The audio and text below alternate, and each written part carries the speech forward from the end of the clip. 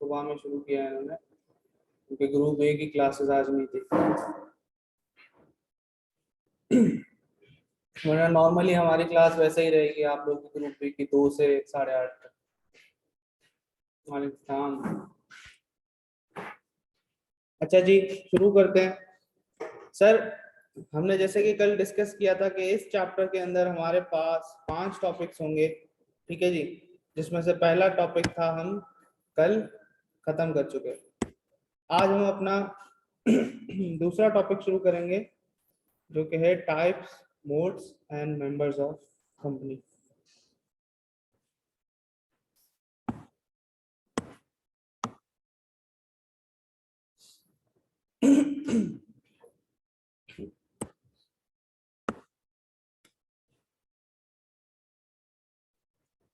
अच्छा जी, इसके अंदर हम पहले पढ़ेंगे टाइप्स ऑफ कंपनी। एक इम्पॉर्टेंट कॉन्सेप्ट है कि कंपनी किस किस टाइप की होती है, ठीक है जी। और फिर सर हम देखेंगे mode of forming a company, कि जब हम एक कंपनी फॉर्म करते हैं तो किस किस मोड में कंपनी फॉर्म की जा सकती है। फिर सर हम पढ़ेंगे मेंबर्स, कि मेंबर्स क्या होते हैं, कम से कम कितने मेंबर होने चाहिए, अगर मिनिमम रिक्वायर्ड मेंबर नहीं है तो क्या होगा। तो आज की क्लास का एजेंडा हमारा ये टॉपिक है। थोड़ा सा बड़ा टॉपिक है, तो मुश्किल है कि एक क्लास में खत्म हो जाए, तो शायद अगली क्लास भी इसी टॉपिक पे लगे हमारी।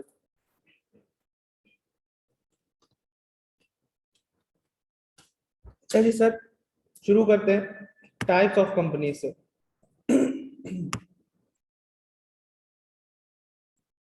हाँ भाई, अब्बास, अब्बास हो तुम? कितने टाइप की कंपनी होती है, क्या क्या पता है तुम्हें?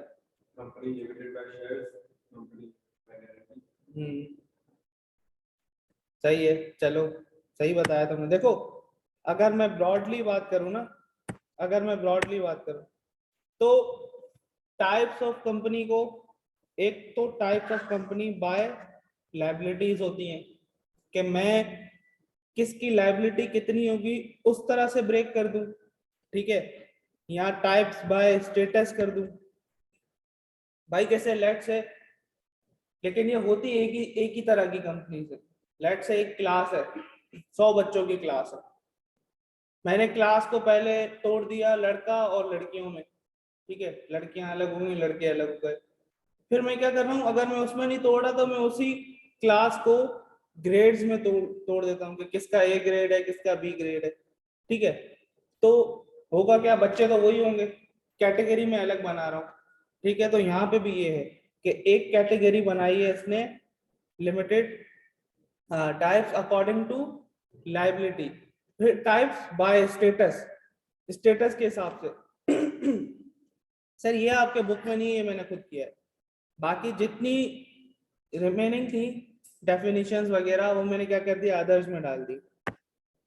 तो सर अगर मैं इसको चार्ट को पूरा आप लोगों के लिए अगर मैं खोल दूं, तो सर लायबिलिटी के हिसाब से company limited bye shares, limited by guarantee और अनलिमिटेड, जो तुम कह रहे थे।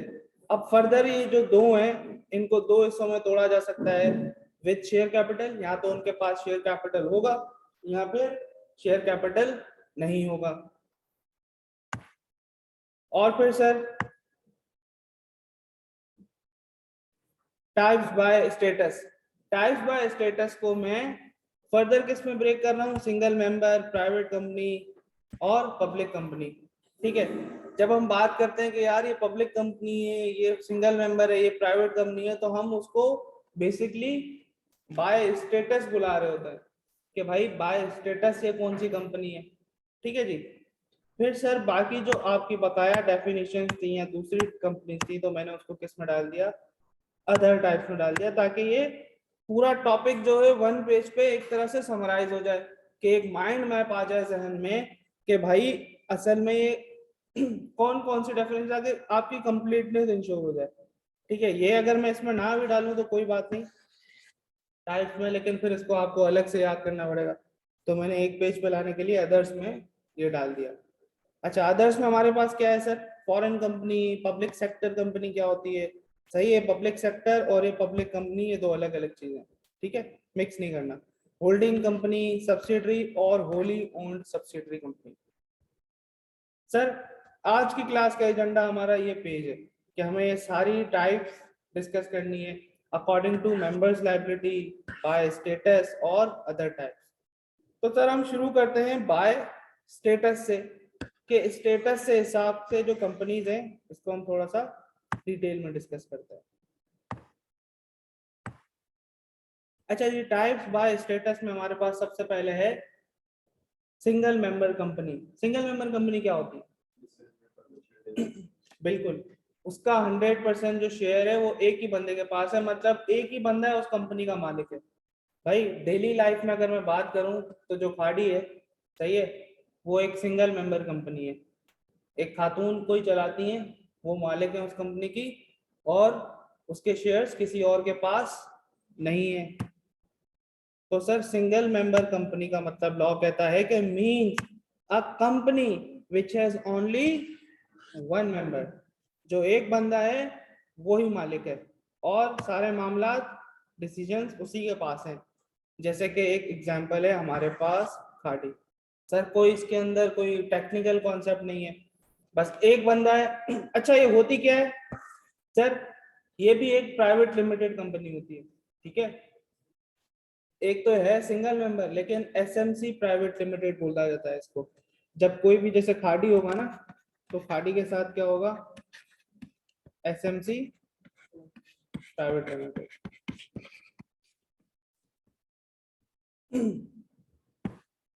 फिर सर दूसरी प्राइवेट कंपनी आ गई हमारे पास, other than SMC. Other than SMC private company क्या होती है सर? इसको लॉ ने किस तरह डिफाइन किया है? इसने कहा कि भाई मेरी नजर में वो कंपनी प्राइवेट कंपनी है विच बाय इट्स आर्टिकल्स, मतलब बाय इट्स बाय लॉज। हमने कल पढ़ा था ना कि भाई आर्टिकल्स क्या हैं? बाय लॉज हैं। तो अपने बाय लॉज के हिसाब से restricts the right to transfer its shares, कि आप उसके शेयर्स ट्रांसफर पे रिस्ट्रिक्शन लगा दें, ठीक है। उसके आर्टिकल्स में लिखा होगा कि हम ट्रांसफर शेयर्स पे रिस्ट्रिक्शन है। सर इस वर्ड को गौर से देखिएगा, ये क्या है? रिस्ट्रिक्ट, ये प्रोहिबिट नहीं है। बोल रहा है मैंने रिस्ट्रिक्ट किया है लेकिन प्रोहिबिट नहीं किया। दैट मीन्स के आप करना चाहो तो कर सकते हो, कुछ तरीके फॉलो करने पड़ेंगे, लेकिन वैसे रिस्ट्रिक्शन है। अनलाइक एक लिस्टेड कंपनी, जब चाहो शेयर इधर से उधर कर दो, कोई रिस्ट्रिक्शन नहीं है। लेकिन इसका पूरा एक प्रोसीजर है, नॉर्मली आप आसानी से नहीं कर सकते हो, रिस्ट्रिक्शंस हैं, वो तरीकेकार फॉलो करना पड़ेगा, ठीक है जी। तो पहली कंडीशन प्राइवेट कंपनी की, पहली condition, private company means a company which bye it's articles, के जो अपने बाय लॉ से क्या कर दे? पहला रिस्ट्रिक्ट कर दे राइट टू ट्रांसफर शेयर्स। हमने कहा कि सर रिस्ट्रिक्ट करने का मकसद हरगिज ये नहीं कि हो ही नहीं सकता, तो प्रोहिबिट नहीं है। जहां जहां लफ्ज प्रोहिबिट होगा ना लॉ में, तो वो है मना, बिल्कुल मना। जहां रिस्ट्रिक्ट है ना, तो कह रहा है वैसे तो मैंने रिस्ट्रिक्शंस लगाई हैं, लेकिन तुम वो चाहो तो रिस्ट्रिक्शन हटा सकते हो, ये तरीका है, फॉलो कर लेना हर एक चीज का, ठीक है जी। बिल्कुल वलीद यही है। अच्छा जी, फिर limits the number of its member to 50, कि प्राइवेट कंपनी के जो मेंबर्स होंगे 50 से ज्यादा नहीं होंगे, ठीक है जी। लेकिन कहता है कि जब आप मेंबर गिनने जाओ तो एम्प्लॉयज को नहीं गिनना, कि भाई लेट से गुल अहमद है, प्राइवेट कंपनी है, ठीक है। अब उसमें तो 3-4 हजार 5,000 एम्प्लॉयज होंगे, मेंबर्स वो कह रहा है 50 होने चाहिए।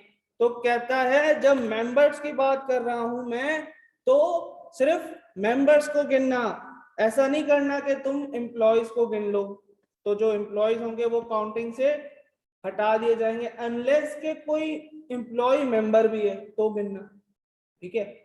हो सकता है ना भाई मैं मेंबर हूं, मैं शायद वहां काम भी करता हूं, तो जब तुम मेंबर गिनने जाओ तो एम्प्लॉयज को हटा देना, अनलेस के वो मेंबर एम्प्लॉय हो, तब आप गिनोगे उसको। फिर सर तीसरी कंडीशन में लफ्ज आ गया हमारे पास प्रोहिबिट्स। कहता है prohibits any invitation to the public to subscribe for the shares और डिबेंचर्स ऑफ द कंपनी। ठीक है भाई, एक पब्लिक कंपनी है, क्या उसको मना है कि वो अपना प्रोस्पेक्टस, क्या होता है भाई प्रोस्पेक्टस, समझो एक हमारे पास डॉक्यूमेंट है, बाद में तो उसका डिटेल चैप्टर है, एक डॉक्यूमेंट है जिसपे आप अपने शेयर्स बताते हो, उसको मार्केट करते हो, उसको एडवर्टाइज करते हो। जैसे आप किसी कॉलेज जाते हो, आपको एक उनका वो मिलता होगा, ब्रोचर मिलता होगा, या उस पर पूरा लिखा होता है कि भाई हमारे पास क्यों पढ़ो और क्या वो। इसी तरह प्रोस्पेक्टस पे क्या होता है कि भाई अपने शेयर्स, अपनी कंपनी के बारे में लिखा होता है, हमें इन्वेस्ट करो, हम ये कर देंगे, हमारे ये प्लान्स है। ठीक है जी। तो कहता है पब्लिक कंपनी में तो अलाउड है, लेकिन प्राइवेट कंपनी में उसने आखिरी कंडीशन क्या लगाई है, prohibits any invitation to the public to subscribe for the shares और डिबेंचर्स ऑफ कंपनी।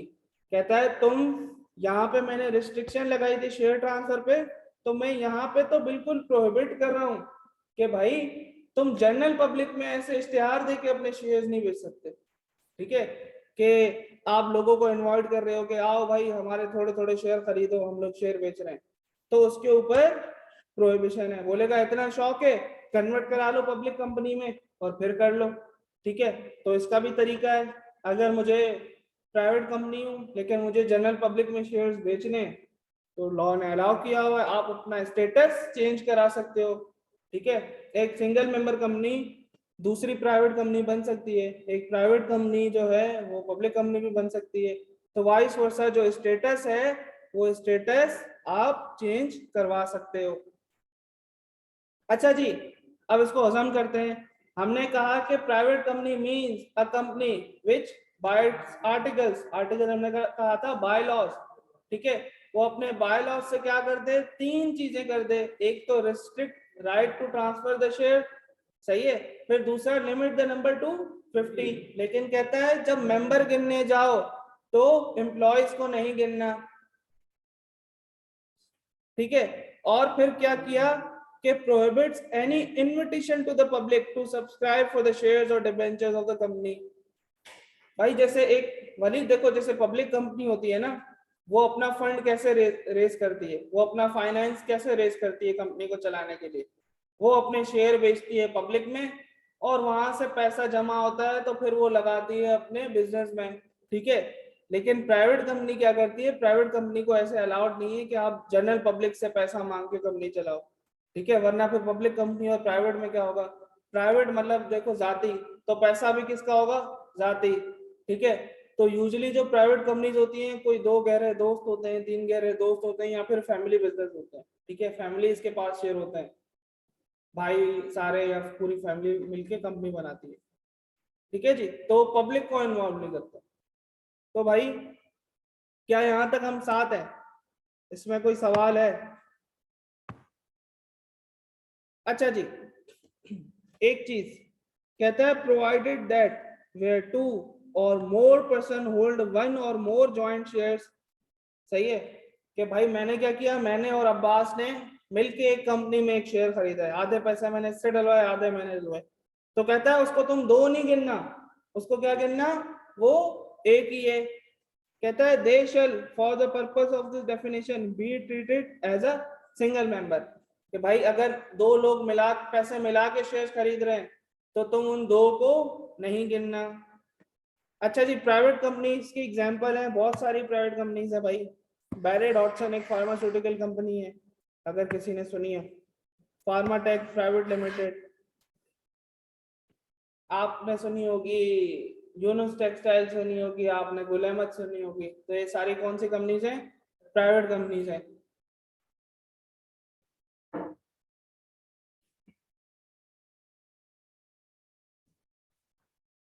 सही है जी, यहाँ तक क्लियर है?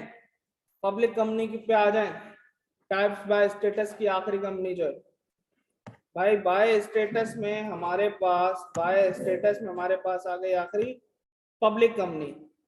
सर पब्लिक कंपनी क्या होती है? कहता है public company means a company which is not a private company. सही है, तो कहता है कि भाई मैंने जब एक दफा प्राइवेट कंपनी में डिटेल में डेफिनेशन दे दी, तो लॉ की बड़ी एक खूबसूरती ये है कि बार बार वो हर जगह लंबी नहीं करता। अब उसने बोला कि भाई जो प्राइवेट कंपनी नहीं है वो पब्लिक कंपनी है।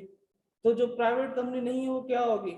प्राइवेट कंपनी में हमने 3 चीजें पढ़ी थी ना, तो पब्लिक कंपनी में वो 3 चीजें नहीं होंगी। No restriction on transfer share, सही है भाई, शेयर ट्रांसफर पे कोई रिस्ट्रिक्शन नहीं है। नो मैक्सिमम 50 की लिमिट, जो 50 की लिमिट थी उसी को उल्टा कर रहा हूं तो पब्लिक कंपनी बनती जा रही है, और कोई प्रोहिबिशन भी नहीं है एडवर्टाइजमेंट या इन्विटेशन टू जनरल पब्लिक पे। सही है जी। तो सिर्फ ये एक लाइन लिखने का मकसद लॉ का कि which is not a private company, उसके बैक एंड पे ये पूरी चीजें थी। उसने बोला कि भाई प्राइवेट कंपनी नहीं है, अब तुम जाके देख लो कि प्राइवेट कंपनी क्या होती है। अगर वो प्राइवेट कंपनी है तो उसको उल्टा कर दो तो क्या बन जाएगी? पब्लिक कंपनी बन जाएगी। बात समझ आ रही है? अच्छा जी, फिर हमने कहा कि पब्लिक कंपनी को हमने 2 हिस्सों में तोड़ दिया कि भाई पब्लिक कंपनी या तो लिस्टेड कंपनी होगी, पब्लिक लिस्टेड कंपनी। हमने कहा कि means a public company, body corporate और any other entity whose securities are listed on security exchange.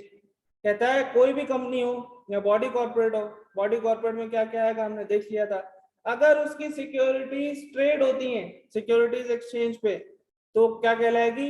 एक लिस्टेड कंपनी कहलाएगी। फिर सर अनलिस्टेड कंपनी, हमने कहा कि भाई अनलिस्टेड कंपनी क्या होती है?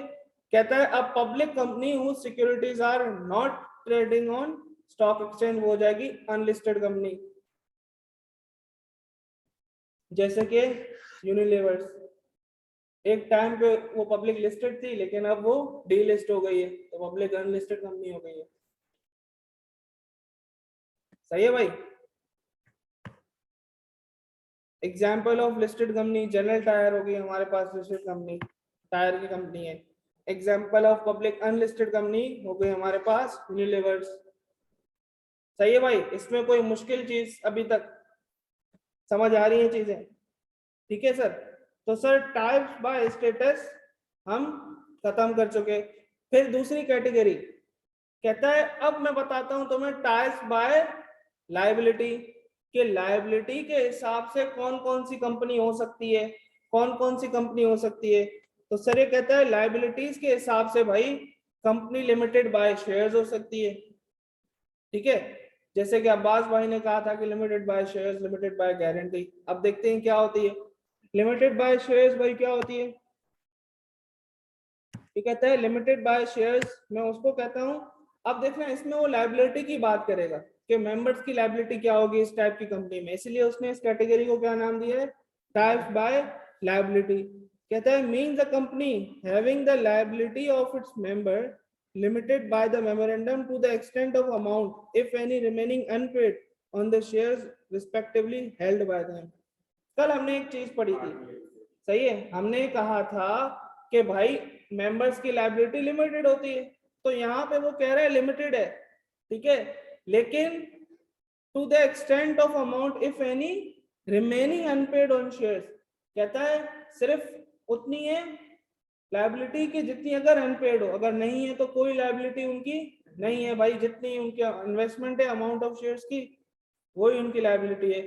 तो कंपनी लिमिटेड बाय शेयर्स कौन सी होती है? जिसमें मेंबर्स की लायबिलिटी लिमिटेड होती है, लिमिटेड टू द अमाउंट जो अनपेड है, आप उससे सिर्फ वही कॉल कर सकते हो, बाकी कोई अमाउंट मजीद पे करने का वो लायबल नहीं होता। अच्छा जी सर, फिर लिमिटेड बाय गारंटी, कहता है कि भाई गारंटी लिमिटेड कौन सी होती है?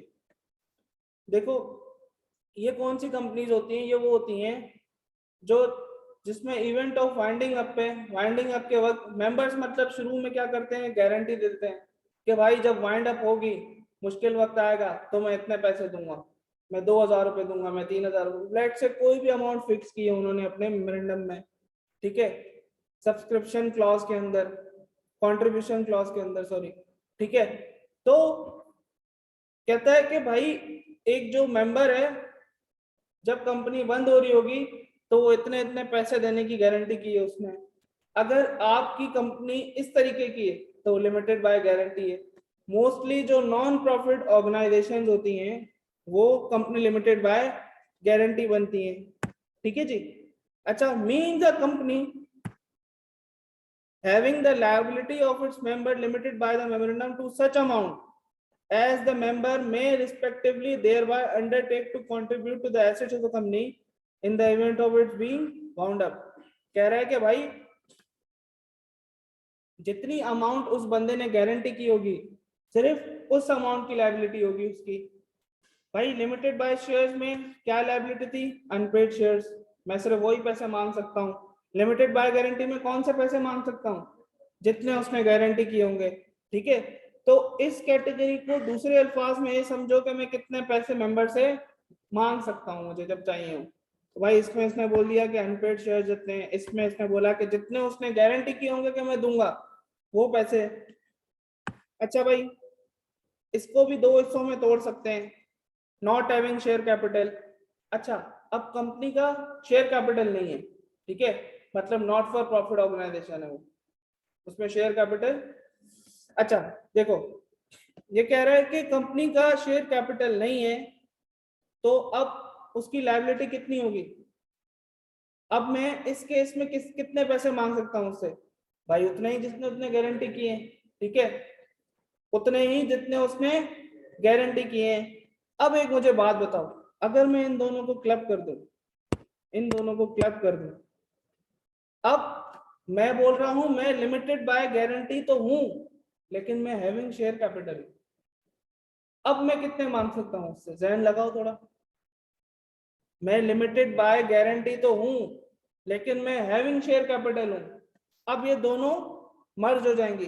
अब इस केस में मेंबर की लायबिलिटी कितनी होगी? Unpaid share plus amount of guarantee. बात समझ आ रही है? तो सर हमारे पास जो अगली कैटेगरी है, अगली कैटेगरी है हैविंग शेयर कैपिटल। ठीक है, हैविंग शेयर कैपिटल में मैंने क्या किया सर?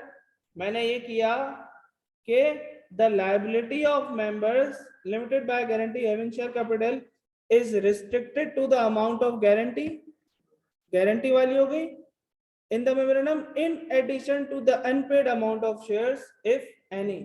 सही है भाई? पहले कैटेगरी थी लिमिटेड बाय शेयर्स, उसमें उसने कहा कि लायबिलिटी होगी जितने तुम्हारे अनपेड शेयर्स हैं। फिर उसने कहा कि लिमिटेड बाय गारंटी, इसके अंदर लायबिलिटी होगी जितनी उस बंदे ने गारंटी की है। लेकिन फिर हमने कहा कि व्हाट इफ की guarantee limited having share capital है, तो हमने दोनों को मर्ज कर दिया। हमने कहा कि अनपेड अमाउंट जो हो गई शेयर्स की और गारंटी की अमाउंट, दोनों उसकी लायबिलिटी हो जाएंगी। अनपेड अमाउंट है वलीद, अनपेड अमाउंट है, दैट मीन्स जो कल वाली बात कर रहा है पार्टली पेड है। 10 रुपए का था, 7 रुपए ले लिए, 3 रुपए बकाया है, तो वो 3 रुपए बकाया की बात कर रहा है। अगर limited by guarantee having share capital होगा तो वो 3 रुपए भी मांगूंगा और अमाउंट ऑफ गारंटी भी मांगूंगा उससे। क्या बात समझ आ रही है? जो अमाउंट ऑफ गारंटी होगी उसी में से अनपेड होगा ना, तो पहले भी पे कर दिया गारंटी नहीं। देखो अभी हम क्लॉजेस पढ़ेंगे ना, तो दो क्लॉजेस आएंगी, एक कंट्रीब्यूशन आएगी, एक सब्सक्रिप्शन क्लॉज आएगी। ठीक है, तो इसका मतलब ये है कि वो जो गारंटी है वो अलग से बात कर रहा है, और शेयर्स तो उसने वैसे ही लिए ना, शेयर की तो इन्वेस्टमेंट कर रहा है, तो हम बोल रहे हैं कि करो, लेकिन उसने बोला कि 7 रुपए 3 रुपए बाद में देगा, तो वो हिसाब अलग है उसके साथ, और गारंटी की अमाउंट अलग है। तो इस वाली कंपनी इसके अंदर डबल लायबिलिटीज है, amount of guarantee plus amount of unpaired shares. सही है? बात समझ आ रही है भाई? टाइप्स बाय स्टेटस में 3 तरह की पढ़ी हमने, सिंगल मेंबर, प्राइवेट कंपनी और पब्लिक कंपनी। और टाइप्स बाय लायबिलिटी में हमने 2 मेजर कैटेगरीज अभी तक पढ़ी हैं, limited by shares, limited by guarantee. Limited by guarantee हमने कहा यहाँ तो हैविंग शेयर कैपिटल होगी, यहाँ तो नॉट हैविंग शेयर कैपिटल होगी। नॉट हैविंग शेयर कैपिटल है तो सिंपली अमाउंट ऑफ गारंटी जो थी वही उसकी लायबिलिटी है मेंबर्स की। Limited by guarantee having share capital है तो अनपेड शेयर्स की अमाउंट प्लस गारंटी की अमाउंट दोनों में मांग सकता हूं मेंबर से। बात समझ आ रही है? फिर भाई लायबिलिटी के हिसाब से तीसरी कैटेगरी है हमारी unlimited company. Sir unlimited company क्या होगी? Means a company not having any limit on the liability of its members. कोई लिमिट नहीं है, आपको अनलिमिटेड कंपनी खोलनी है तो ये पार्टनरशिप की तरह ही है, मजबूरी में बस कंपनी खोल दी है। ठीक है, तो वो अनलिमिटेड कंपनी हो जाएगी, जितनी लायबिलिटी है उतने पैसे मांगूंगा, एसेट बेच के भी पैसे देने पड़ेंगे जैसे पार्टनरशिप में होता है। भाई देखो बाय लॉ अगर आपके मेंबर 20 से एक्सीड हो जाते हैं ना पार्टनरशिप में, तो आपको कंपनी फॉर्म करनी पड़ती है अंडर सेक्शन 9। तो बाज औकात पार्टनर्स चाह रहे होते हैं कि हमारा कंपनी बनाना नहीं चाह रहे होते, तो लेकिन फिर वो क्या करते हैं अनलिमिटेड कंपनी बना लेते हैं। तो रेयर है ऐसा, मैंने कोई अनलिमिटेड कंपनी देखी नहीं है, फजूल ही। अगर कोई कंपनी बनाएगा तो फिर अनलिमिटेड क्यों बनाए, फायदा लिमिटेड लाइबिलिटी के पर्क्स जो होते हैं वो एंजॉय नहीं करें मेंबर बन के वो लोग, कि भाई हम कंपनी खोल देते हैं, बाद में कंपनी जाने हमारे पर्सनल एसेट्स नहीं बेचे जाएंगे। ठीक है जी। तो अनलिमिटेड कंपनी बस लॉ में है लेकिन प्रैक्टिकली एग्जिस्ट नहीं करती। भाई बात समझ आ रही है?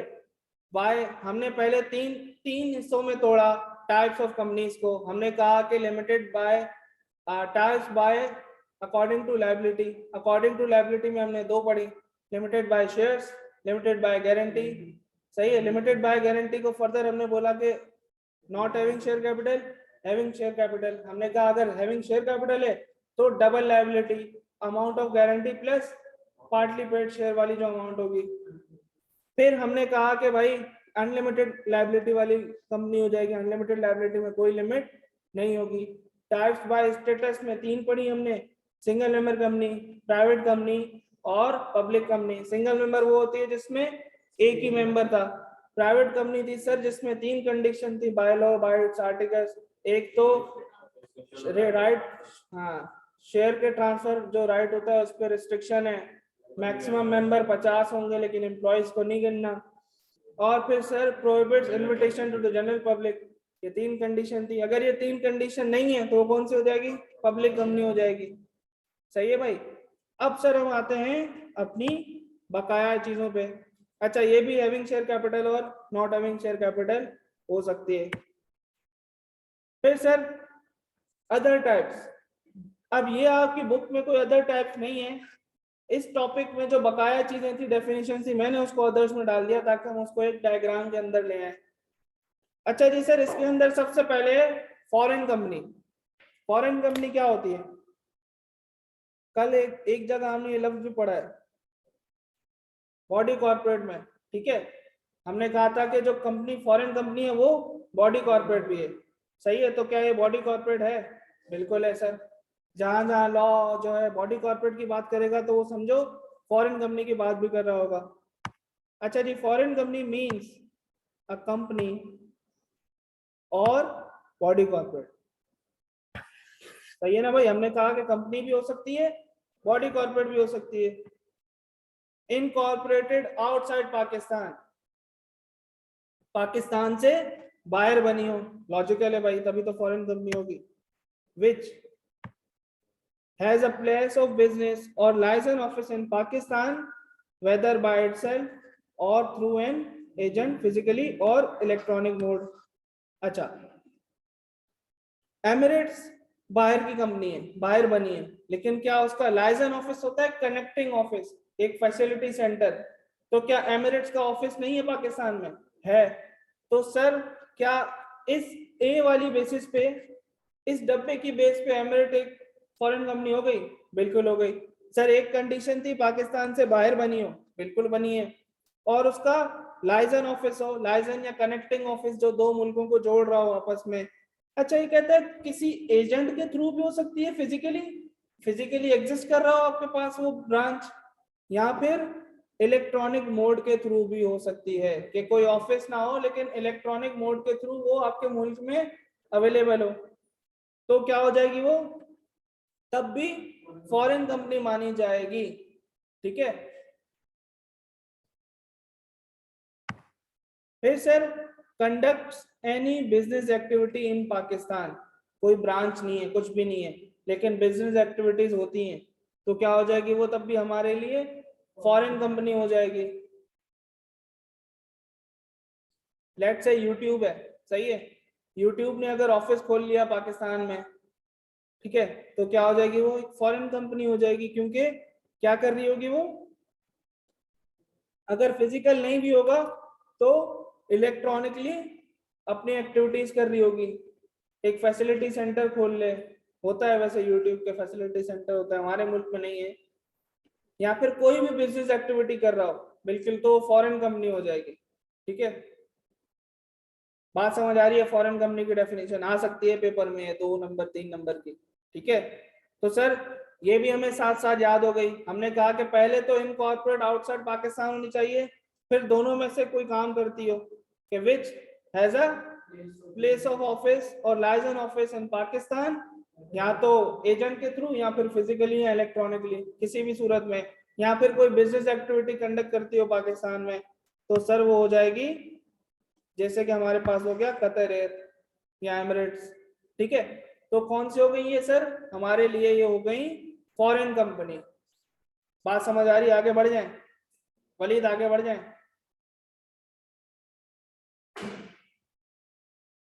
हाँ बिल्कुल वलीद।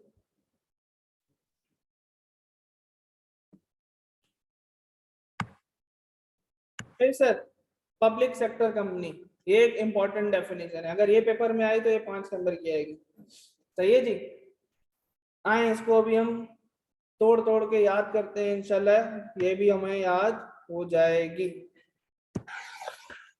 अच्छा, ये कहता है means public sector company means a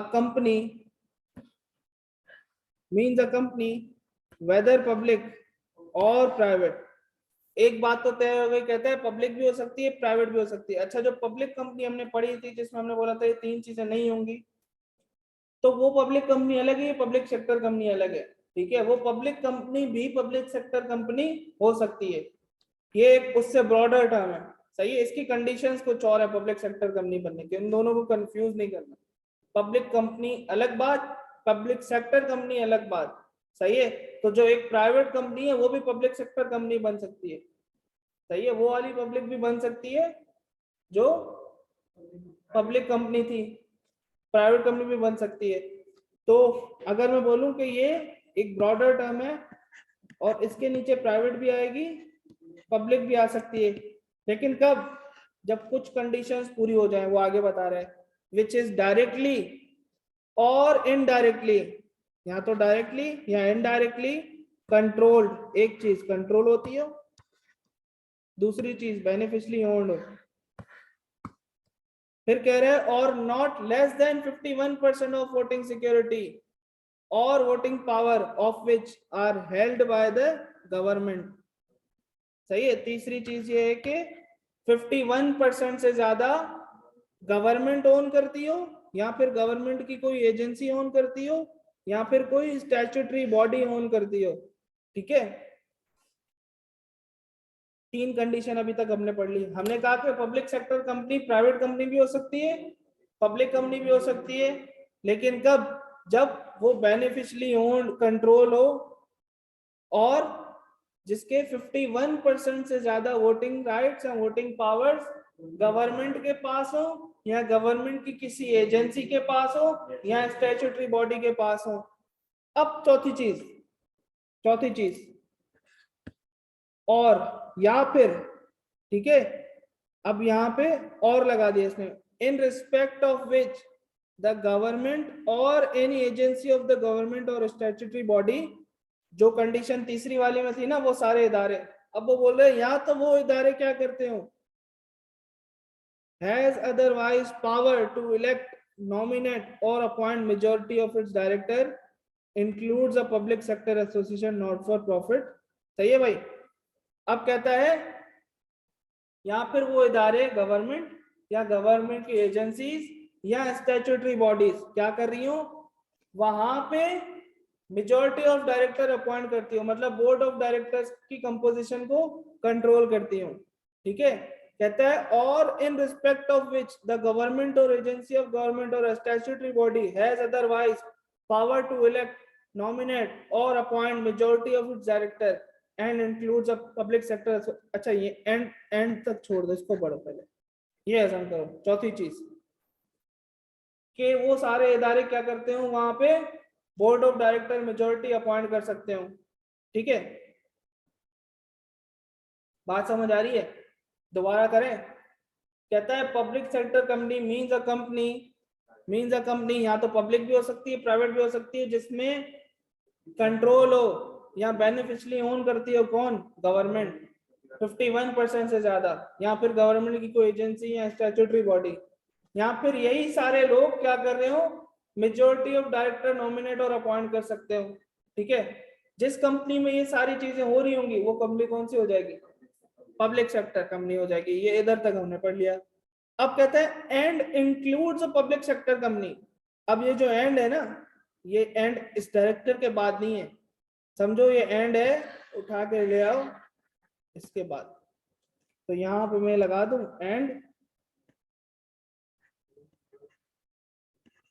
public sector association not for profit. सही है, बात समझ आ रही है। अब हमारे पास तीन चीजें आ गई। अच्छा, ये जो पब्लिक सेक्टर एसोसिएशन है इसको इसने अलग रखा है। सही है, इसमें इसने वो वाली बात नहीं की 51% से ज्यादा। देखो public sector association not for profit है तो वो खुद ब खुद पब्लिक सेक्टर कंपनी बन जाएगी। ये एक अलग तरह की कंपनी है कि गवर्नमेंट का कोई एनजीओ है तो पब्लिक सेक्टर कंपनी है, उसने उसको डायरेक्टली डाल दिया है। सही है, ये जो कंडीशंस हैं 1 2 3 4 इन सब के बाद में बात कर रहा है इसकी, and includes a public sector association not for profit. तो इन जो दो कंपनीज को वो डाल रहा है वो इन चार कंडीशन की बेस पर डाल रहा है। बात समझ आ रही है। ये जो तीसरी चीज वो डाल रहा है ना, public sector association not for profit, वो इन कंडीशंस के बगैर डाल रहा है। भाई एक चीज नाम से ही public sector association not for profit है तो वो क्या पब्लिक कंपनी की डेफिनेशन में नहीं आएगी, बिल्कुल आएगी। ठीक है, गवर्नमेंट के एनजीओ है, मतलब है ही उसमें सारा गवर्नमेंट का स्टेक, तो वो डायरेक्टली क्या बन गई है, पब्लिक सेक्टर कंपनी बन गई है। लेकिन कौन सी वाली, नॉट फॉर प्रॉफिट वाली। बात समझ आ रही है। तो अभी तक मैं बात करूं कि पब्लिक कंपनी और private company, public sector company कब बनेंगी, कंट्रोल बेनिफिशियरी ओन होगा। यहाँ पे 51% से ज्यादा वोटिंग पावर्स किसके पास होंगी, गवर्नमेंट के पास होंगी, या किसी एजेंसी के पास होंगी, स्टैट्यूटरी बॉडी के पास होंगी।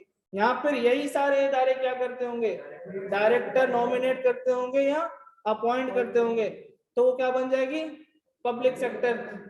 लेकिन अगर public sector association not for profit है तो वो डायरेक्टली पब्लिक सेक्टर कंपनी है। ठीक है, तो अब पढ़ो, अब तोड़ तोड़ के, means a company weather public और प्राइवेट, फिर उसकी कंडीशन बता रहा है पब्लिक और प्राइवेट की यहां से लेके यहां तक। सही है, फिर अब उसके बाद लगा दिया public private and includes a public sector association not for profit. सही है, तो अगर मैं इसकी वन लाइन डेफिनेशन बनाऊं, क्या मैं यूं लिख सकता हूं, means a company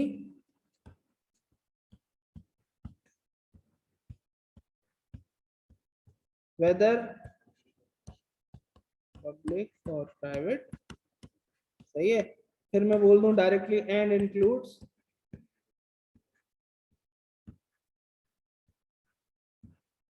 public sector, NPO लिख दूं, एनपीओ पब्लिक सेक्टर एनपीओ। सही है, ये डेफिनेशन है। लेकिन जो बाकी चीजें हैं ना, वो इन दो के लिए चार चीजें डालेंगे ये वाली। बात समझ आ रही है, बात क्लियर है। अच्छा, बाद में फिर एक एक्सक्लूजन डाला, एक्सेप्शन। एक्सेप्शन जहां पे इसने बात की ना नॉमिनेट और अपॉइंट वाली, अब ये उसके एक्सेप्शन है कि उसने बोला कि गवर्नमेंट के इदारे या सारी एजेंसीज अपॉइंट करती हूँ डायरेक्टर्स, तो क्या हो जाएगी वो कंपनी जहां पे ये लोग अपॉइंट कर रहे हैं वो कंपनी पब्लिक सेक्टर बन जाएगी। लेकिन कहता है provided that nomination of directors by commission और on the board of securities exchange और एनी अदर एंटिटी और operation of any other law shall not make it a public sector company. ठीक है, तो वो बोल रहा है कि अगर कमीशन, कमीशन मतलब securities and exchange commission of Pakistan जो कंपनीज को चलाता है, ये किसी कानून के तहत, ये किसी कानून के तहत बाय लॉ अगर वहां पर डायरेक्टर्स अपॉइंट कर रहा है, भाई इनके पास तो पावर्स है ना, शक्तियां हैं कमीशन के पास, तो वो अपनी शक्ति का इस्तेमाल करते हुए अगर कहीं by law, bye operation of law कहीं डायरेक्टर अपॉइंट कर रहा है, तो बोल रहा है इसका मतलब ये नहीं है कि वो पब्लिक सेक्टर कंपनी बन जाएगी, वो बस एक लॉ की कंप्लायंस कर रहा है। तो कह रहा है इस चीज को हटा देना पब्लिक सेक्टर कंपनी बनाने के क्राइटेरिया से, कि तुम इस केस में ये नहीं समझना कि क्योंकि किसी स्टैट्यूटरी बॉडी ने या गवर्नमेंट की एजेंसी ने अपॉइंट कर दिया है डायरेक्टर, तो अब मैं उसको पब्लिक कंपनी बोल दूं। बात समझ आ रही है? सुकून से सुकून से सुकून से, एक सेकंड में आ रहा है। देखो कह रहा है कि भाई एक एबीसी कंपनी है, सही है, एबीसी लेट से प्राइवेट कंपनी है, एबीसी प्राइवेट कंपनी ने, अब इसको पब्लिक सेक्टर कंपनी कब मैं बना सकता हूं कि अगर इसमें गवर्नमेंट 51% से ज्यादा है, कोई एजेंसी, सही है, लेट से कि गवर्नमेंट के किसी एजेंसी ने या गवर्नमेंट ने क्या किया, यहाँ मेजॉरिटी डायरेक्टर्स लगा दिए। मेजॉरिटी डायरेक्टर्स यहाँ किसके, गवर्नमेंट के, ठीक है, मेजॉरिटी डायरेक्टर्स किसके, गवर्नमेंट के। तो क्या ABC private limited public sector company बन गई? बिल्कुल बन गई, सही है भाई। जब मेजॉरिटी डायरेक्टर्स गवर्नमेंट ने लगा दिए, दैट मींस कि वो कंट्रोल कर रही है इसको, सही है। तो क्या ये पब्लिक सेक्टर कंपनी बन गई? ऑनलाइन वालों, क्या ये पब्लिक सेक्टर कंपनी बन गई? बिल्कुल बन गई सर। अब एक केस ये समझो कि इधर अभी गवर्नमेंट ने नहीं किए, सही है, एबीसी कंपनी में थे कोई मसले, XYZ मसले, इनके डायरेक्टर्स इलेक्ट नहीं हो पा रहे थे, सही है। तो कमीशन ने क्या किया, कमीशन ने यहाँ डायरेक्टर लगा दिए अपनी पावर्स को इस्तेमाल करते हुए, ठीक है, या फिर किसी भी लॉ के तहत, सही है। वो इसलिए नहीं लगा कि उसके पास कंट्रोल करने की पावर है, लॉ की नॉन कंप्लायंस हो रही थी, अपनी पावर्स का इस्तेमाल किया है। तो कह रहा है इस केस के अंदर इसको पब्लिक सेक्टर कंपनी नहीं बोलना, तब बोलना जब नॉर्मल हालात में डाले हो, नॉर्मल हालात में डाले हो तो पब्लिक सेक्टर कंपनी है, सही है, तब पब्लिक सेक्टर कंपनी है। देखो एससीसीपी के जो डायरेक्टर है ना वो भी कमीशन लगाता है, ठीक है, एससीसीपी के डायरेक्टर जो हैं कमीशन लगाता है। तो कह रहा है ये देखो, provided that the nomination of director on the board of the securities exchange, अच्छा जो सिक्योरिटीज एक्सचेंज के डायरेक्टर है वो कमीशन लगाता है। तो कह रहा है क्या सिक्योरिटीज एक्सचेंज को पब्लिक सेक्टर कंपनी नहीं बना देना तुम इस बेसिस पे, क्योंकि वो बाय लॉ लगा रहा है, लॉ ने उसको इजाजत दी कि यहाँ पे अपॉइंटमेंट तुम करोगे, तो बाय लॉ अपॉइंटमेंट कर रहे हैं वहां, तो वो इस केस के अंदर पब्लिक सेक्टर कंपनी नहीं बनेगी, क्योंकि जो कमीशन है वो किसकी बॉडी है, गवर्नमेंट की बॉडी है, सही है। बाय डेफिनेशन देखो तो टेक्निकली वो उसमें फॉल कर रहा है, कि उसने बोला ना कि अगर स्टैट्यूटरी बॉडी कहीं पर डायरेक्टर्स लगाएगी तो वो कंपनी पब्लिक सेक्टर हो जाएगी। लेकिन अगर वो बाय लॉ कंप्लायंस करते हुए कहीं डायरेक्टर लगा रहा है कि लॉ ने बोला कि यहाँ डायरेक्टर तुम ही लगाओगे, तो इस केस के अंदर वो पब्लिक सेक्टर कंपनी नहीं बन रही, वो बस लॉ की कंप्लायंस कर रहा है। बात समझ आ रही है? पब्लिक सेक्टर कंपनी की डेफिनेशन समझ आ रही है? देखो अगर वो आपको बोल दे कि डायरेक्टली इनडायरेक्टली कंट्रोल कर रहा है, कंट्रोल तभी करेगा जब उसके पास मेजॉरिटी शेयर्स होंगे, सही है, बेनिफिशियरी ओन है, या फिर नॉट लेस देन है, सही है, यहाँ और लग गया है, ये कंडीशन अलग है, ये कंडीशंस अलग है, ठीक है। या फिर वो ये कहते हैं कि सवाल में अगर सिर्फ रिलेशन समझाने के लिए कि वहां पे 7 में से 4 डायरेक्टर जो है गवर्नमेंट लगा रही है, ठीक है, तो आप समझ जाना क्या हो रहा है, नॉमिनेट यहाँ उसके पब्लिक सेक्टर कंपनी है, सही है। सवाल दे सकता है वो सिनेरियो में कि भाई एबीसी कंपनी है, गवर्नमेंट ने उसमें 7 में से 4 डायरेक्टर इलेक्ट किए, रिलेशन बताओ क्या है, तो आप बोल दोगे कि ये पब्लिक सेक्टर कंपनी बन गई है, ठीक है। यहाँ वो बोले कि अब टाइप ऑफ कंपनी बताओ, कौन सी टाइप ऑफ कंपनी है, सही है। बात समझ आ रही है? अब इसकी समरी पे आ जाए। यार देखो प्रैक्टिकली ऐसी एग्जांपल होती नहीं है, सही है। हाँ ये है कि एक्सचेंज है जो अपना सिक्योरिटीज एक्सचेंज है, इसके डायरेक्टर जो है कमीशन लगाता है, ठीक है। तो अब उसको वो बोल रहा है तुम पब्लिक सेक्टर कंपनी नहीं मानना, क्योंकि वो बाय लॉ की कंप्लायंस करके वहां लगा रहा है। समझ आ रही है बात? है क्यों नहीं है आपके पास, वो है भाई। अच्छा तुम पब्लिक सेक्टर कंपनी की एग्जांपल मांग रहे हो, आपके पास पीएसओ है, आपके पास ओजीडीसी है, सही है भाई, आपके पास बहुत सारी कंपनीज हैं, आपके पास पीआईए है, तो सारे जो है बेनिफिशियरी ओन कौन करता है? गवर्नमेंट करती है, पब्लिक सेक्टर कंपनी। ठीक है,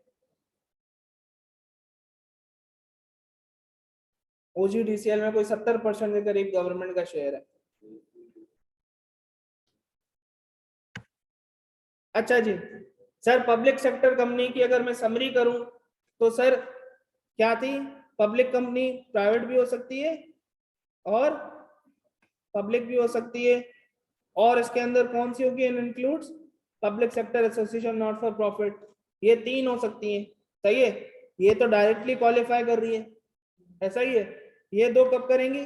जब ये सारी चीजें हो जाएंगी, डायरेक्टली इनडायरेक्टली कंट्रोल, या फिर बेनिफिशियरी ओन्ड, या फिर not less than 51% of the voting securities by government agency of government statutory body, या फिर और in respect of which the agency government statutory body has power to elect nominate majority of director. लेकिन इस nomination से exception आ गई कि कौन सी nomination नहीं मानी जाएगी? जो bye directors, nomination of directors by SCCP on board of securities exchange या other entity bye operation of law. ठीक है, तो ये जो एक्सेप्शन है, ये इस नॉमिनेशन की एक्सेप्शन है कि ये वाली नहीं कंसीडर करना वाइल ये डिसाइड करते हुए स्टेटस के वो पब्लिक सेक्टर कंपनी है कि नहीं है। यार अभी तक कोई ऑफिशियल न्यूज नहीं आई है पीआईए के बिकने की, अभी तक कुछ ऑफिशियल डॉक्यूमेंट तो नहीं पड़ा, मैंने फेसबुक पे घूम रहा था, ऑफर हुई थी, अभी तक ऑफिशियली कोई डील तो नहीं हुई है।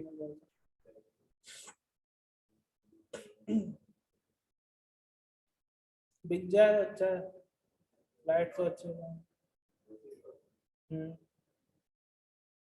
सही है भाई, बात समझ आ रही है? पब्लिक सेक्टर डेफिनेशन थोड़ी मुश्किल है, लेकिन हम कोशिश करेंगे कि हमें याद हो गई। हमने कहा कि आएंगी 3 चीजें, पब्लिक कंपनी, प्राइवेट कंपनी और एसोसिएशन। हमने कहा ये डायरेक्ट क्वालिफाई कर रही है, इसकी कंडीशंस पूरी हो जाएंगी तो क्वालिफाई हो जाएगी। अब ये और है, कोई एक भी हो गई तो हो जाएंगी। सही है, लेकिन अगर तुम शेयर्स देखोगे तो 51% से ज्यादा होने चाहिए। सही है,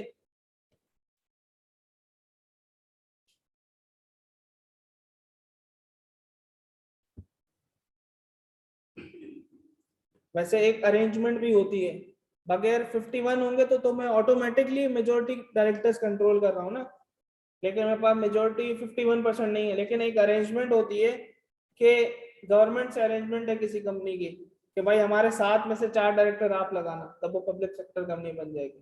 सही है, अच्छा जी सर,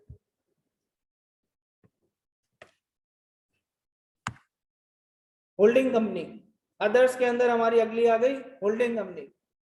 ये तो आसान सी चीजें बचपन से पढ़ते हुए आ रहे हो तुम लोग। Means a company which is another company's holding company if but only if that other company is its subsidiary। तो क्या खूबसूरत डेफिनेशन बताई है उसने। उसने कहा कि होल्डिंग कंपनी वो है अगर सामने वाली कंपनी उसकी सब्सिडरी कंपनी है तो होल्डिंग कंपनी बन जाएगी। भाई उसने कहा कि ए होल्डिंग कंपनी तब बनेगी जब सामने वाली बी कंपनी उसकी सब्सिडरी कंपनी है। तो इसका मतलब दूसरे अल्फाज में इसने क्या कहा पता है? इसने कहा कि अगर तुम्हें होल्डिंग कंपनी देखना है तो तुम जाओ सब्सिडरी की डेफिनेशन देखो, मैंने वहां बता दिया है। ये बोल रहा है कि ए कंपनी बी की होल्डिंग तब बनेगी जब बी उसकी सब्सिडरी है। अब भाई हम बोलेंगे सब्सिडरी क्या होता है, तो उसने कहा कि जाओ सब्सिडरी की डेफिनेशन देखो, वो मैंने डिटेल में बताई है। तो वही वाली बात है, हर जगह लॉ लंबी नहीं करेगा, एक जगह समझा के दूसरी जगह उसको उसके साथ रेफरेंस कर देगा, लिंक कर देगा कि भाई अब यहाँ कहना चाह रहे हैं कि जाओ सब्सिडरी की डेफिनेशन देखो। तो जब सब्सिडरी कंपनी बन जाएगी तो तुम्हें मैं वो बोल रहा हूँ कि अगर सब्सिडरी है सामने वाले की तो उसकी होल्डिंग है। सब्सिडरी कंपनी और subsidiary in relation to any other company, any other company कौन सी होगी? That is to say the holding company means a company in which the holding company. अब कह रहे हैं सब्सिडरी कंपनी वो है कि जिसके अंदर होल्डिंग कंपनी ने क्या किया हो, होल्डिंग कंपनी ने क्या किया हो, controls the composition of board, power to remove majority और ऑल ऑफ द डायरेक्टर्स। सही है कि भाई, जाहिर सी बात है, जब मेरे पास कंट्रोल है, अब इसके अंदर भी अरेंजमेंट हो सकती है कि भाई एक कंपनी दूसरी कंपनी से अरेंजमेंट कर सकती है कि हम आपकी मैनेजमेंट चलाएंगे, आप कोई स्टेक शेयर्स नहीं है, सही है, लेकिन मेजॉरिटी ऑफ डायरेक्टर्स वो कंट्रोल कर रहे हैं, तो क्या हो गई, होल्डिंग कंपनी हो गई। होल्डिंग कंपनी हो गई, लेट से ए कंपनी है, ए कंपनी बी कंपनी के बोर्ड ऑफ डायरेक्टर्स को कंट्रोल करती है, तो ए कंपनी होल्डिंग हो गई और बी कंपनी सब्सिडरी कंपनी हो गई। फिर सर मेजॉरिटी ऑफ डायरेक्टर जैसे 4-7 में से, ठीक है। फिर सर एक्सरसाइज और controls more than one half of its voting securities either by itself or together with one or more of its subsidiary companies। कहते हैं कि एक्सरसाइज करती हो more than one half of its voting securities, more than one half मतलब 50% से ज्यादा, सही हो, सवाल में फंसाने के लिए कभी कभी 50% देता है, तो तब होल्डिंग नहीं बनेगी। 50%, 50.01 भी है तो होल्डिंग बन जाएगी, सही है। 50 से ऊपर होना चाहिए, 50 से ऊपर होगा तो होल्डिंग कंपनी बनेगी।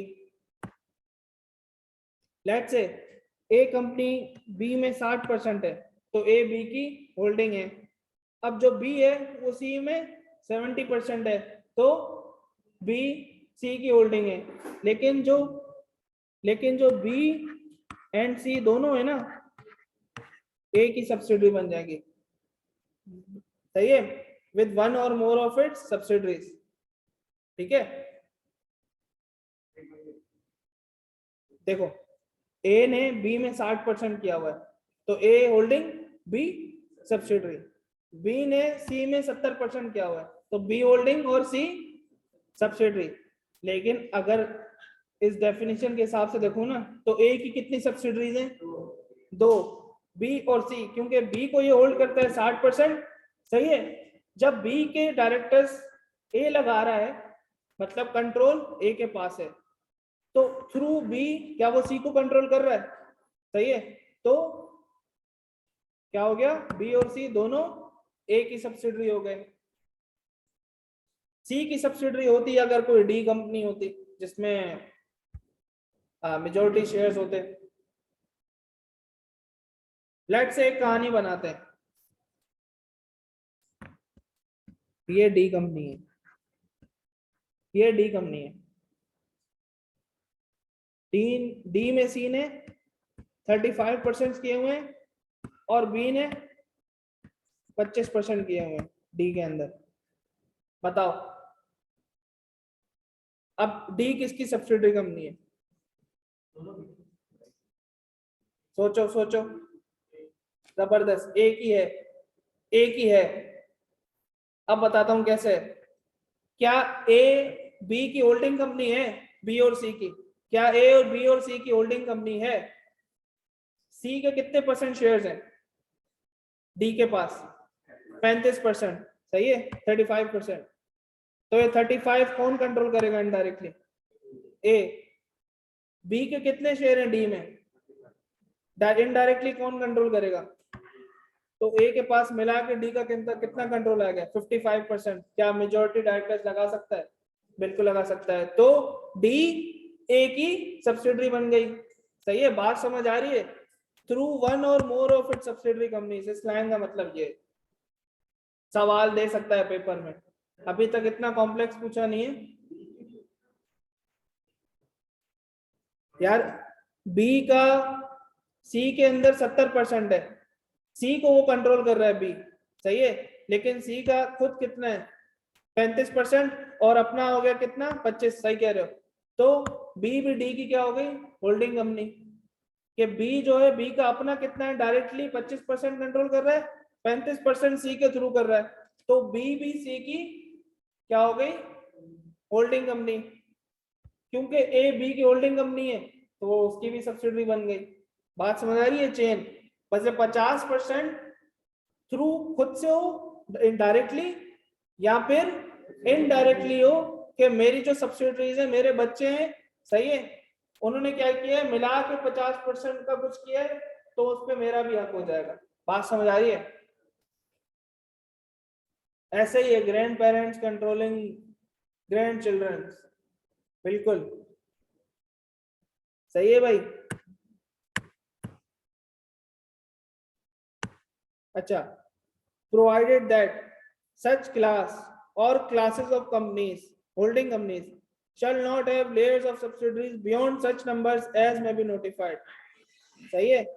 तो लॉ ने कहा है कि हम बता सकते हैं आपको कि चौरंगी कहाँ पे रोक देना, कि मैंने इसमें इतना डाला, इसमें इतना डाला, तो इसमें इतना डाला, तो ये भी मेरी, ये भी मेरी, ये भी मेरी। बोल रहा है ये जो चौरंगी है ये एक हद पे आके रुक जाएगी, वो हद हम आपको बता देंगे। सही है, नोटिफाई कर सकते हैं। तो लॉ इस तरह की चीजें डाल देता है ताकि बाद में अगर कोई चेंजेस हो तो पार्लियामेंट में जाके नया लॉ नहीं लाना पड़े, उसके अंदर गुंजाइश इटसेल्फ मौजूद हो। ठीक है जी। अच्छा जी सर, फिर एक चीज कहते हैं the expression company includes any body corporate. कह रहा है इस डेफिनेशन में जहां जहां मैं कंपनी की बात कर रहा हूं तो समझो मैं बॉडी कॉर्पोरेट की बात कर रहा हूँ। भाई जाहिर है कोई जो है दूसरी कंपनीज भी एक दूसरे की बॉडी कॉर्पोरेट्स हैं, वो पेरेंट सब्सिडरी हो सकती हैं अगर ये क्राइटेरिया मीट हो रहा है तो। बात समझ आ रही है? होल्डिंग और सब्सिडरी। सर एक चीज आ गई हमारी अब, Holi owned subsidiary. Sir Holi owned subsidiary तब होगी जब कोई होल्डिंग कंपनी 100% शेयर्स ओन करती है कंपनी में, तो क्या हो जाएगी, होली ओन्ड सब्सिडरी कंपनी हो जाएगी। A company shall be deemed to be wholly owned subsidiary of another company or the statutory body if all its shares are owned by that other company or the statutory body। ठीक है जी। अच्छा जी sir, एक सवाल है pass paper का, under the provision of companies act 2017, straight forward सवाल है, बस एक नाम डाल दिया उसने। List the circumstances under which मैकूम limited may be deemed to be the subsidiary of Hakim limited. सही है। अब डेफिनेशन में जहां जहां होल्डिंग था, सही है, वहां वहां हाकिम लिख दोगे, जहां जहां सब्सिडरी कंपनी की बात हो रही है वहां मैकूम लिख दोगे कंपनी की जगह। ठीक है, तो क्या बन जाएगा आंसर, सीधा सीधा है ये भी, इसमें कुछ वो ड्राफ्टिंग स्किल्स की जरूरत नहीं है। बस अब इधर कंपनी कंपनी नहीं लिखना, इधर नाम लिखोगे तुम। अंडर द फॉलोइंग मैकूम लिमिटेड शेल बी, हाँ इधर मैकूम नहीं होगा, सॉरी, अच्छा नहीं मैकूम नहीं होगा ना यहाँ। मैकूम limited may be deemed to be subsidiary of Hakim, सही है। मैकूम limited shall be deemed to be the subsidiary of Hakim Limited if Hakim Limited controls the composition of the board of Macum Limited, सही है। If Hakim Limited exercises or control more than one of Macum Limited's voting securities either by itself or together with one or more of its subsidiary companies, ठीक है, provided that such class or classes of holding company shall not have layers of subsidiary beyond such numbers as may be notified। बात समझ आ रही है? तो हमने क्या किया, सिर्फ एक लफ्ज डाल दिया और इस सिनेरियो से कनेक्ट हो गई हमारी डेफिनेशन।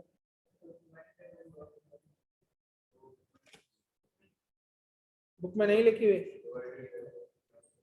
देखो ये कहना चाह रहा है कि प्रोवाइडेड द सच क्लास और क्लास ऑफ होल्डिंग कंपनीज, हमने वो बोला था ना कि थ्रू वन और मोर ऑफ इट्स सब्सिडरीज, तो हमने कहा ए, जब बी उसकी सब्सिडरी है, सी है, तो डी इनडायरेक्टली बनाई। तो वो कह रहा है ये जो ए की ये स्टेटस है ना, ये चौरंगी, ये उसकी है तो ये उसकी है तो ये उसकी भी होगी, उसकी भी होगी, उसकी भी होगी। बोला वो चौरंगी एक जगह पे रोक देना, जहां मैं बोल दूंगा लेट से 10 पे, 12 पे, 7 पे। क्लास और class of holding company shall not have layers, layers बन रही है ना कि जो बी और सी है वो सी, सही है, सी के थ्रू ए उसको कंट्रोल कर रहा है, ये उसको कंट्रोल कर रहा है, तो बोल रहा है क्लास ऑफ कंपनीज को वहां पे रोक देना। ठीक है जी। फिर सर आए इसका एग्जामिनर कमेंट देखते हैं सवाल का। कहता है the performance in this part was satisfactory, however majority of the candidates failed to specify that in order for a company to be a subsidiary of another company, that other company should hold more than 50%, सही है, more than 50%, or otherwise should have power to elect and appoint more than 50% of the directors। they instead wrote क्या 50% or more, बच्चों ने ये लिखा था 50% of more, 50% नहीं more than 50%, more than 1/2 लिखा है उसने, सही है, 1/2 और मोर नहीं लिखा, मोर देन 1/2। ये मतलब चेंज कर देता है, छोटी छोटी चीजें, समझ आ रही है? तो यहाँ पे इजी मार्क्स लूज हो जाते हैं, सही है। ऐसी छोटी छोटी बारीक चीजें होती हैं जो पता भी नहीं लगता, लेकिन बात का मतलब चेंज कर देती हैं। ये अपडेट की है ना। सोबान, मैंने पहली क्लास में कहा था ना कि पास्ट पेपर्स 2009 तक है, लेकिन सारे अपडेट कर दिए हैं मैंने। जैसे कंपनीज एक्ट 2017 मैंने खुद लिखा है, यहाँ होता कंपनीज ऑर्डिनेंस 1984। ये इसलिए लिखा है क्योंकि इसका आंसर भी क्या है, इसी के हिसाब से। एग्जामिनर कमेंट्स मैंने अपडेट नहीं किए क्योंकि वो करने भी नहीं चाहिए, जाहिर सी बात है, उसमें छेड़खानी थोड़ी करनी, वो तो वो बताना है ना बच्चों को क्या कहना चाह रहा है वो। पास पेपर सारे अपडेटेड है हमारे नए लॉ के हिसाब से, ठीक है जी। तो सर अगर मैं अपने उस चार्ट की बात करूं, अगर मैं अपने इस चार्ट की बात करूं जो हमारा चार्ट था,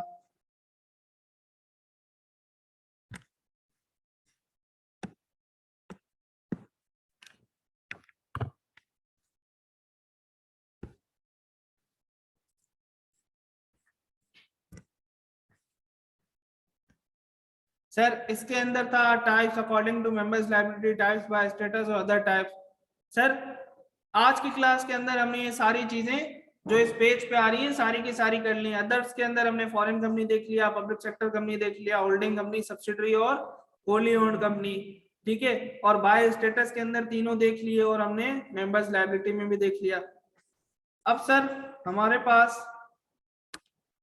आज की क्लास के एजेंडे में बस ये एक सवाल है हमारे पास जो रह गया है, इसको हम रीड करते हैं और ये आपका होमवर्क है और कल आते ही क्लास में इसको हम डिस्कस करेंगे। अच्छा, कल क्लास नहीं होगी हमारी, हफ्ते में 4 क्लासें होंगी, सैटरडे संडे मंडे ट्यूसडे 7 से 8:30 फिक्स टाइम होगा। आज हिला इसलिए क्योंकि आज ग्रुप ए की क्लासेस नहीं थी, तो वो उनको फैसिलिटेट करने के लिए ऊपर लेके गए ताकि बच्चों को ज्यादा रुकना नहीं पड़े।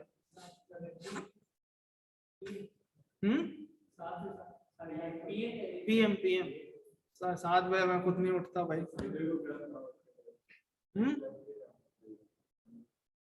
सैटरडे संडे और मंडे ट्यूसडे, क्योंकि चारों कंसेक्यूटिव होंगी ना। अगर मैं छोड़ छोड़ के लूंगा तो फिर गैप आता है और फिर ये होगा कि दोबारा वो चीजें ट्रैक पे लाना पड़ता है, कंसिस्टेंसी रहेगी। हमें तो तुम्हारी एक होगी तो वो तुम ऑनलाइन ले लेना ना, एक क्लास के लिए आना नहीं, इसलिए तो ये फैसिलिटी है ऑनलाइन वाली, माइंड कंसिस्टेंट रहता है। सही बात है, सही है भाई। ये एक सवाल है आपके पास, Nobita limited have share capital of 10 million of rupees 10 each. Doraemon Limited holds 7 lakh shares in Nobita Limited. Furthermore, Nobita Limited holds 2 lakh shares out of 1 million shares in Shizuka Limited. Nobita Limited has also entered into an agreement with other shareholders of Shizuka Limited to appoint 6 out of 10 directors, सही है, on the board of directors of Shizuka Limited. Furthermore, Shizuka Limited holds 100% shares of Jian Limited. Required identify, requirement देखना, identify भी करो and explain the relationship of above companies with each other. सही है। अब ये सवाल कल करके आना है आपको, ठीक है। अभी टाइम नहीं है, वरना अभी टाइम देके डिस्कस करवाता, क्लास का टाइम हो गया खत्म, बच्चे जान के जा रहे हैं बार बार बाहर से। तो अभी आपकी FR2 की क्लास है, ठीक है जी। तो मिलते हैं इंशाल्लाह अगली क्लास में। हाफिज।